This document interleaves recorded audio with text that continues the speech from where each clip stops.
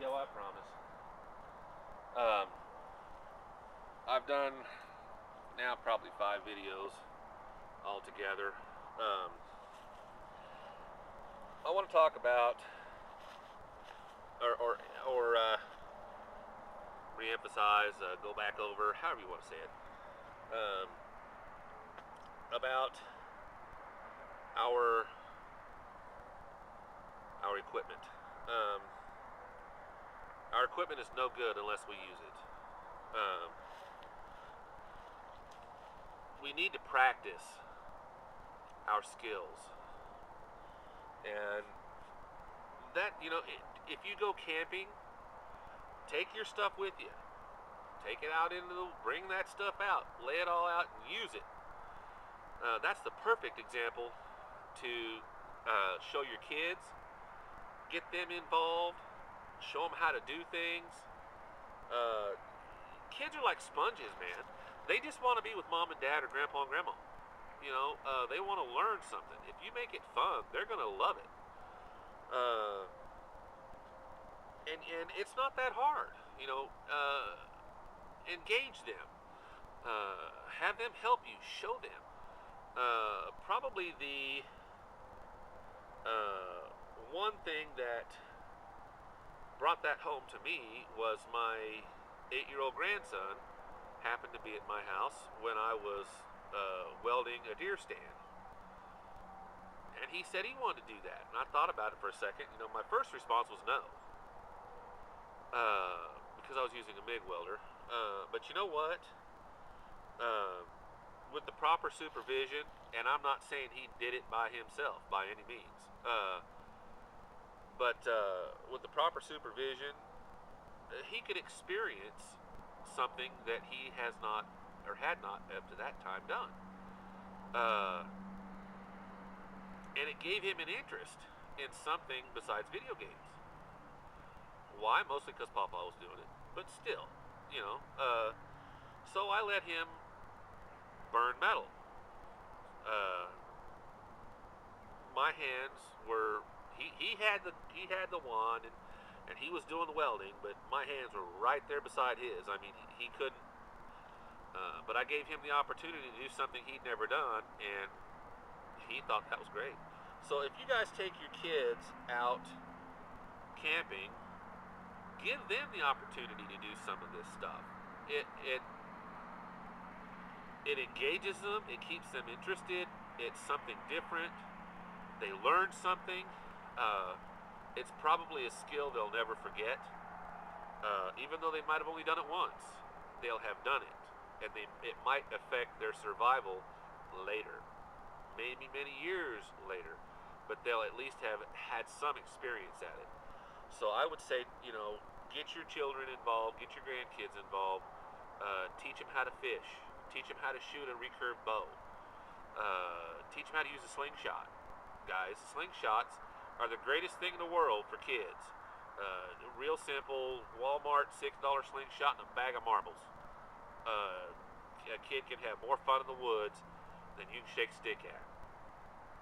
And I'll say this too, guys, that ammunition today, I've heard many things. I've heard things from everything from people are buying it, hoarding it, to Homeland Security is buying up all of Walmart's ammunition. You tell me what's true. I don't know. I can tell you there's no 22 ammunition. I can tell you there's none, nowhere. Well, I guess there's some. You can buy some on eBay at $65 a brick.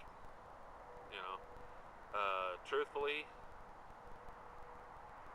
I don't care. I've got a few rounds, 40 caliber for my handgun. I've got a couple of boxes of 12 gauge for my shotgun. And I don't need more than that. I got a few rounds for my 30-30. But truthfully, guys, if it came down to it and I had to bug out, guess what? Those things are staying. I'll take my handgun. But the rest of it is staying. And when I run out of ammunition, guess what? I'm going to a slingshot. I don't care who you are. A powerful slingshot with a marble will, and placed in in the back of somebody's head, behind their ear, or between their eyes, or wherever you can hit them, will incapacitate somebody long enough for you to get to them and incapacitate them further. There's going to be a lot of stealth involved in that, but it's possible. But again, your equipment is worthless. Worthless. Unless you get out and use it. This kukri is an excellent tool. But it's a tool. Okay? There's two cutting surfaces. One here and one here. Okay? This is a chopper. This is fine tools. Alright? That's everyday camp use. For survival, or security, or a weapon, this whole blade is used. And it's used, pretty much from this end here to this end here. If you don't know how to use that, it's worthless. Doesn't do you any good for security. Yes, it will jab. It's as good a puncture weapon as you'll ever find. It's got a very sharp point on it. But how many of you out there have any kind of knife fighting experience? Any kind. Let's practice some knife fighting.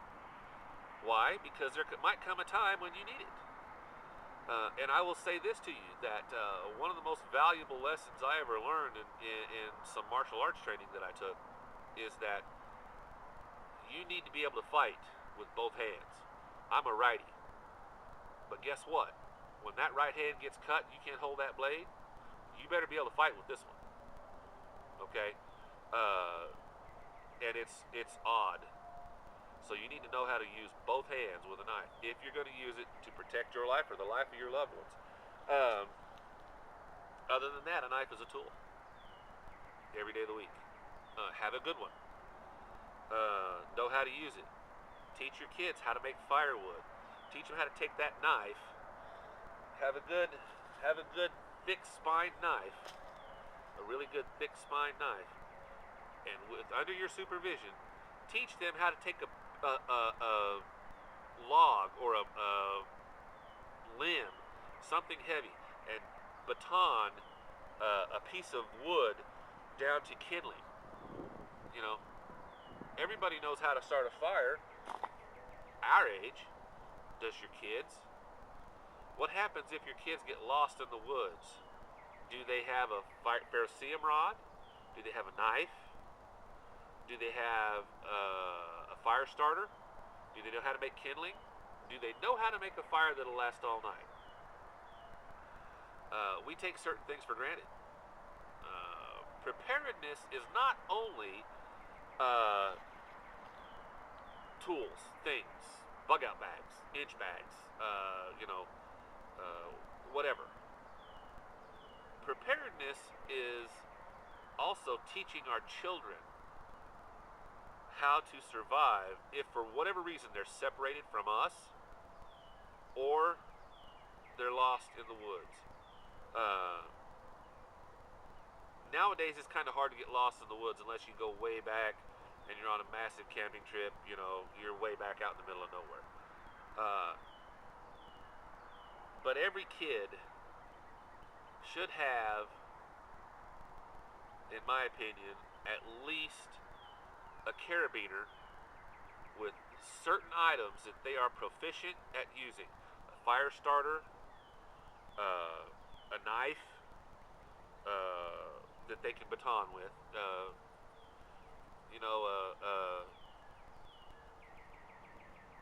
you can get some pretty decent knives even at Walmart.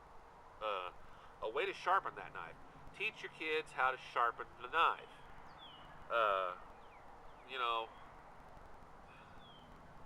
We do all of these things second nature as adults. Engage your children. uh, make them understand that there are responsibilities to have in this. This is not just an everyday thing. There's, uh, they don't do certain things without you until until you're convinced that they know what they're doing. Uh, but uh, nowadays, they need to know these things. Uh, what happens if something happens to you, or your wife, or to both of you, and your children have to affect your survival? You can explain things all day long, maybe, if you're capable, but can they affect your survival if they have to? You know what? Even an 8-year-old kid, maybe even 6. I might even go 6.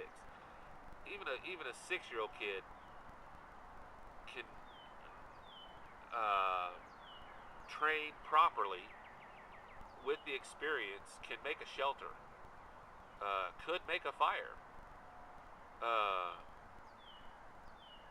And I would encourage you to train them now. Uh, we as adults have done it, been there, done that.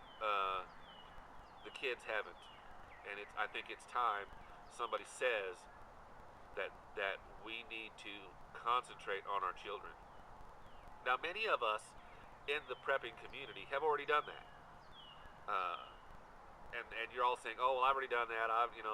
Yes, you have, but there are many also like me who are not around my grandkids all the time, and so it is up to me to do it. Uh, I'm going to have to start doing that. And my grandkids are many hundreds of miles away. So when I see them, I'll have to take the time to at least show them a few things and let them do a few things so that they've seen it and done it.